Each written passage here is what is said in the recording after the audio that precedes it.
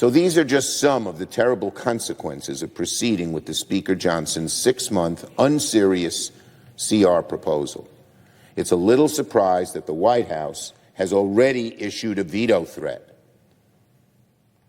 Now, as far as their timeline, let's be very clear about what Republicans are trying to do with this 6-month CR. They're trying to lay the groundwork for Project 2025 in hopes they get favorable result in the election. That's why the right wing is pushing this. It's not just, that they don't like government funding. They have this horrible document, Project 2025, which would turn America inside out.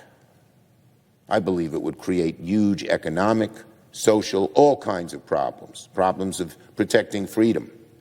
But that's what they want to do. That's their goal. Why Speaker Johnson goes along with it is beyond me. But by trying to set up a funding fight in March, Republicans, right-wing Republicans, hope for the chance to hold government funding hostage in exchange for some of the nastiest, most harmful policies that Donald Trump promises in his Project 2025. Let there be no mistake. Project 2025 is the Trump agenda. Some of his top advisors helped put it together. Some of the lead people on this are talked about for high-up positions in a Trump administration, should God forbid it occur.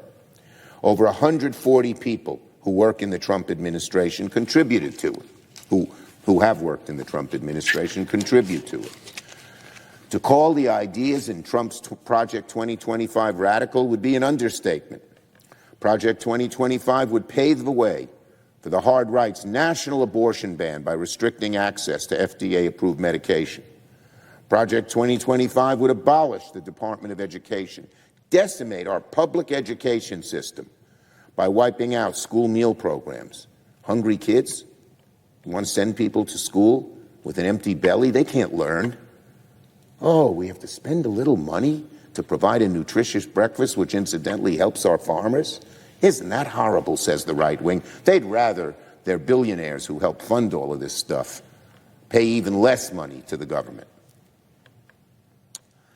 It would defund public schools. They'd end student loan forgiveness. All the young people who have this burden of student loans on their back, you and I and others, Mr. President, are trying to reduce or eliminate that burden.